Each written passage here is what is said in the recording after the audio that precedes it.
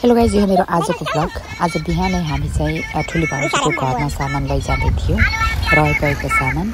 अनि भदैले चाहिँ म बोक्छु छोरोले म बोक्छु भनेर झगडा गरेर बल्ल बल्ल पालो गरेर बोकाइदिएको छु।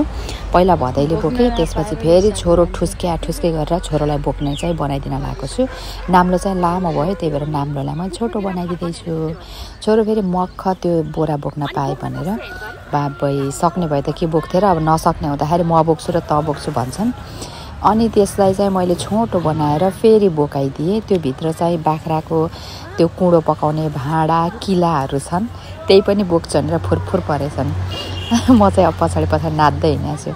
अनि गरुङ्गो भयो होला नि भनेको, नै भएन, हल्लुङ्गो त छ नि, म वहीँसम्म बोक्छु भनेर फुरफुर पर्दैछन्।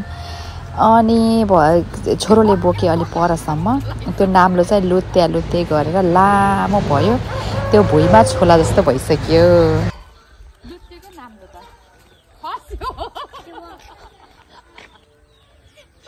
धन्नै त्यो बोराले चाहिँ तल भुइँ छोयो, त्यही भएर फेरि भुइँमा राखेर नाम्लोलाई मैले छोटो बनाइदिँदैछु।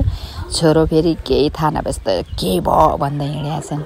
अनि फेरि बोकाइदिए एकछिनसम्म, फेरि बोक्छु भनेर कहाँ पालो दिएनन् नि भदैलाई र मलाई त, आफैले बोक्छु अरे।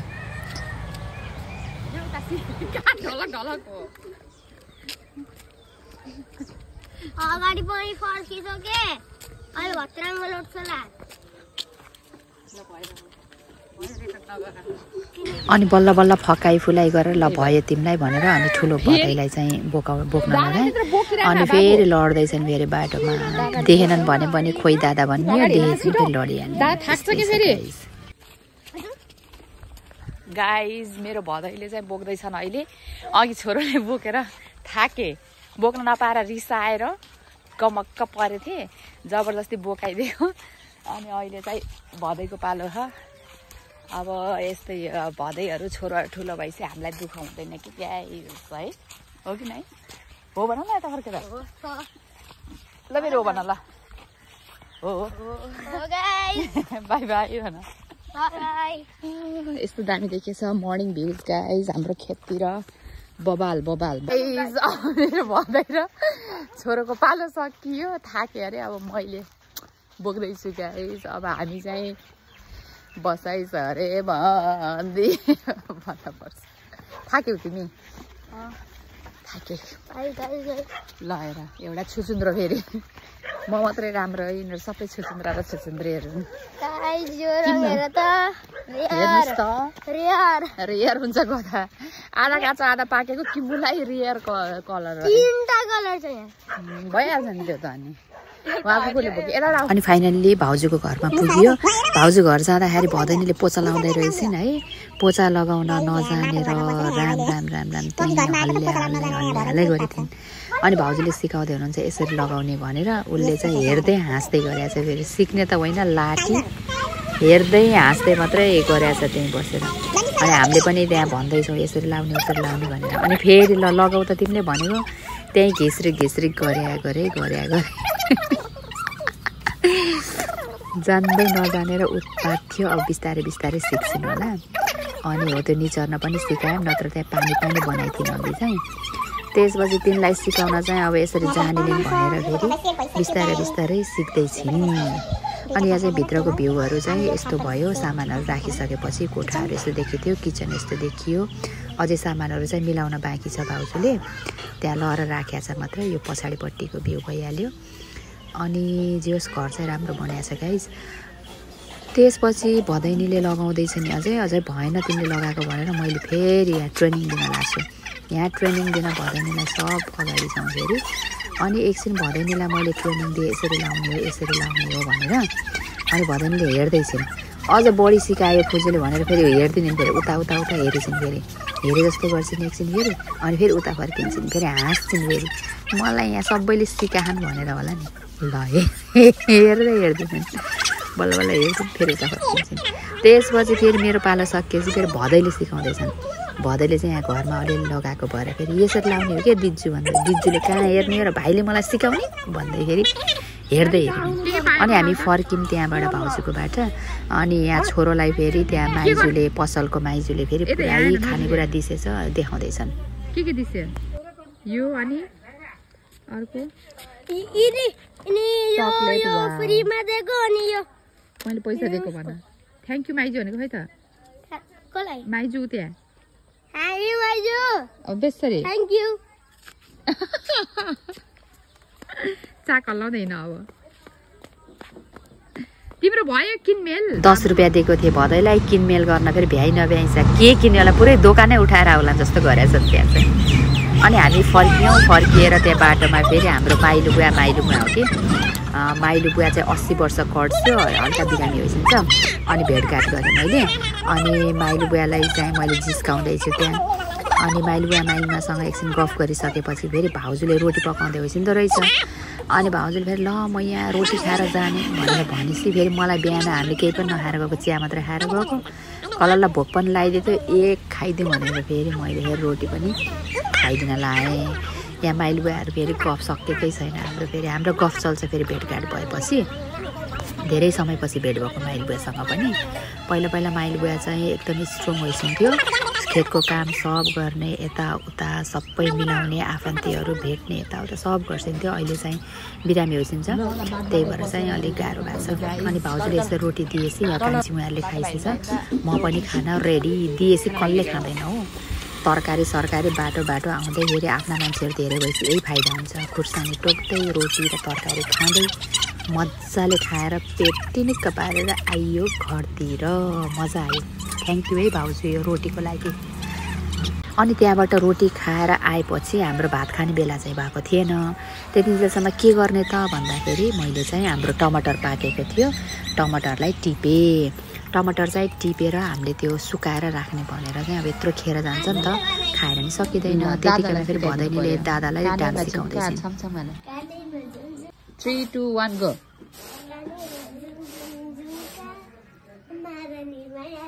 ठुम्का ahai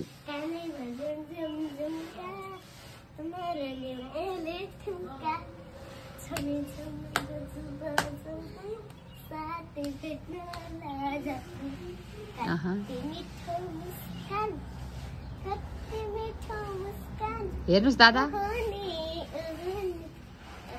ओहने यस्तो दाँतमा लगाएर गर्नु पर्यो है बुझ्यौ युक्रान बुझ्यौ हैन डन उठेर आएको छोरोको चल्ली ब्याग बोकेर स्केटिङ गर्छ हौ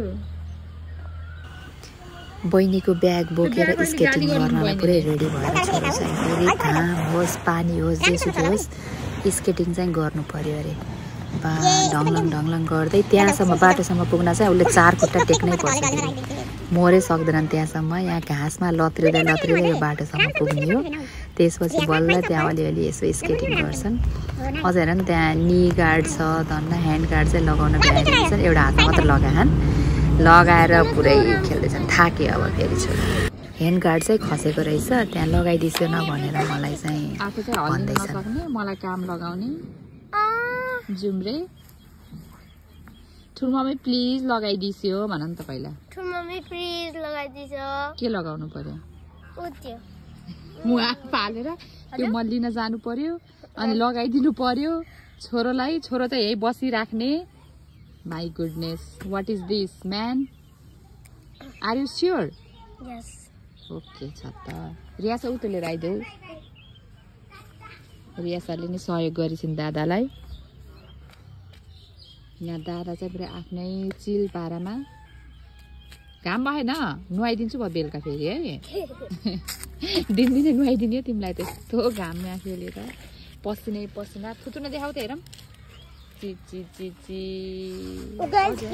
अनि ह्यान्ड गार्ड लगाइदिइसकेपछि छोरो फेरि सुरु भयो खेल्नलाई स्केटिङ त डेली बिहान बेलुका दिउँसो जति बेला हुन्छ उसलाई चाहिँ मोबाइलबाट फुर्सद त्यति बेला चाहिँ खेल्नुपर्ने लभ स्केटिङ भन्दै छोरो दिनभरि खेलाइ गर्छन् त्यसपछि बेलुका चाहिँ भाउजूको पूजाको लागि चाहिँ घर पूजाको लागि हामी चाहिँ बजार जानुपर्ने थियो अनि भाउजू चाहिँ आउनुभयो हाम्रो घर साइकलमा चाहिँ हावा रहेन रहेछ अनि यत्रो सामान लिनलाई चाहिँ साइकलमा जाने भन्नुभएको थियो। जाने होइन साइकलमा त भनेर रिक्सामा जाने हो भने हावा चाहिँ भरेर राखौँ न भनेर फेरि हावा चाहिँ भरिदिँदैछु मैले। हामीले पहिला हाम्रो साइकल हुँदाखेरि यसरी नै पम्प भर्नु पर्थ्यो गाइस, साह्रै गाह्रो हुन्थ्यो हावा भर्नलाई। यसरी भाउजूको दुवैतिरको चक्कामा चाहिँ हावा भरिदिइसकेपछि हामीले चाहिँ रिक्सा बोलाएका थियौँ। रिक्सामा जाने भनेर जानुपर्ने चाहिँ म, भाउजू, छोरा थियो। त्यसपछि एकछिनमा चाहिँ रिक्सा आयो। रिक्सा आउनुभन्दा अगाडि चाहिँ छोरोले फेरि त्यो साइकल देख्ने बित्तिकै साइकल कुदाई कि कुदाई। सानो साइकल देख्न नि हुन्न, ठुलो साइकल देख्न नि हुन्न, स्केटिङ देख्न नि हुँदैन, केही देख्न हुँदैन, चलाइ कि चलाइ गर्छन्।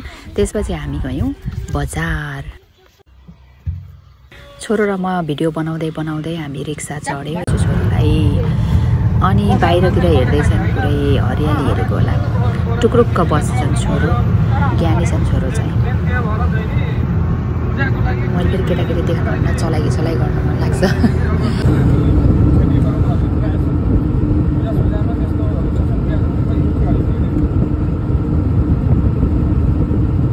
यति धेरै लड्दा पनि बजार आइ नसकेपछि छोरो चाहिँ फेरि स्याड भएर रिक्सामा बसिरहेछन्।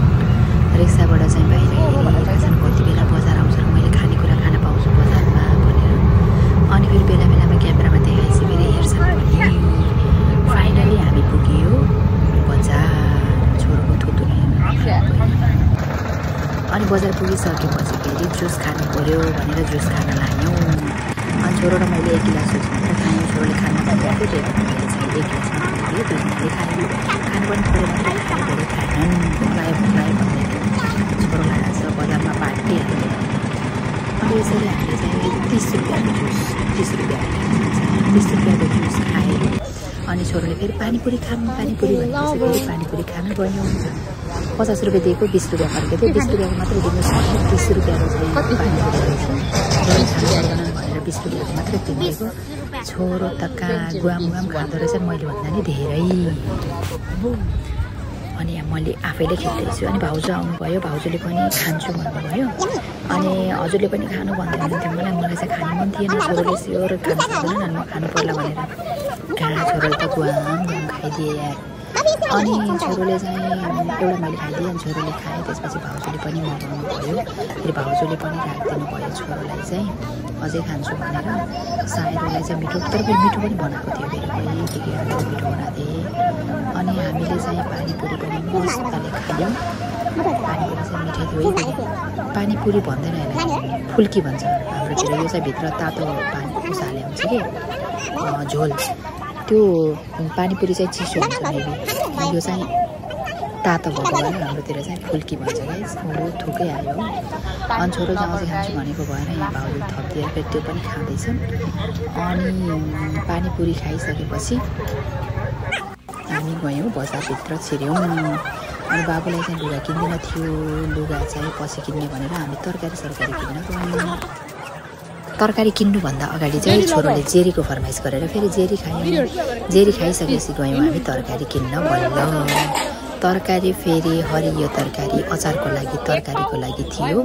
हामीले गाजर किन्यौँ, परवर किन्यौँ, त्यसपछि बोडी किन्यौँ, खुर्सानी किन्यौँ, धनियाँ, यस्तै तरकारीहरू किनेर बोरामा राख्यौँ। अनि छोरालाई मैले हाई भन्नु लगाएको छु त्यही बेलामा। के ठाउँबाट हामीले टन्ने हरियो तरकारी किनिसकेपछि मैले हल्का बजारको भ्यू लिएँ। त्यसपछि गयौँ हामी टमाटरमा। टमाटर सोधेको कति रुपियाँ केजी हो भनेको 10 रुपियाँ केजी रे। ल मैले त पत्याएन, साँच्चै हो भनेको। रेकर्ड गर्नुहुन्छ र भन्दै थिएँ। रेकर्ड गर्छु भनेको हो कि 10 रुपियाँ केजी हो भन्दै हाँस्दै गरेँ। फेरि 10 रुपियाँ केजी भन्दै हाँस्दै गर्छन् फेरि आफै है। अनि किन 10 रुपियाँ केजी दिनुभएको त नि यति सस्तो भनेको। अब यो गल्न लायो, बेलुका भइसक्यो, अनि यो घरको टमाटर हो, अनि यो सबै बेचेर जाने भनेर 10 रुपियाँ केजी दिएको भन्दै थिएँ। लत्त नि भनेर हामीले पनि 3 केजी उठाइदियौँ। अलि साह्रो किनभने 2 दिन छ पूजा हुनको लागि, पूजासम्म चाहिँ राखिराख्नु पर्यो भनेर अलिकति साह्रोवाला चाहिँ उठायौँ। अनि त्यसपछि त्यो किनिसकेपछि हामी गयौँ अर्को ठाउँमा। यही दाइ हो गाइस, टमाटर बेच्ने दाइ। सबैले सोच्छन् कति रुपियाँ केजी, 10 रुपियाँ केजी भन्दै मुर्छा पर्दै हाँस्दै गर्छन् आफै। मलाई नि हाँसो लागेर त्यसपछि छोरो र मैले एक सर्ट भ्यू लियौँ। त्यसपछि गयौँ हामी। छोरोले चाहिँ रुमाल किन्छु भनेर रुमाल हेर्न कुन चाहिँ रुमाल रहेछ भनेको यो रुमाललाई मन पर्यो अरे अनि 50 रुपियाँमा यो रुमाल हामीले किन्यौँ। अनि छोरोले बिचरा स्कुल जाँदा पसिना पुस्नलाई होला भनेको त छोरो त कहाँ रुमाल त पुरै के गर्न रहेछ भन्दाखेरि त यस्तो छप्री बन्न पो रहेछ। ल डन तै छोरो कहाँ यस्तो गर्नुहुन्न रुमाल त पसिना पुस्ने भनेर छोरोलाई सम्झाए। अनि छोरोले खोले। त्यसपछि हामी गयौँ अरू सामानहरू किन्न। 50 रुपियाँ हाल्दिनु न यो म आलु खाना खान्छु।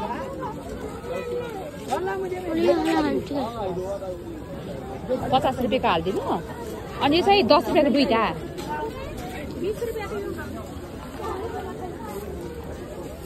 यो 10 रुपियाँको त्यो उसमा राखिदिइहाल्नु न खान्छन् बाबुले। अनि छोरोलाई आलुको पकौडा अनि घरमा चाहिँ प्याजको पकौडा लिएर आइदिए।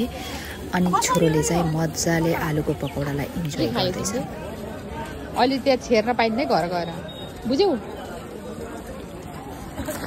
खाछन्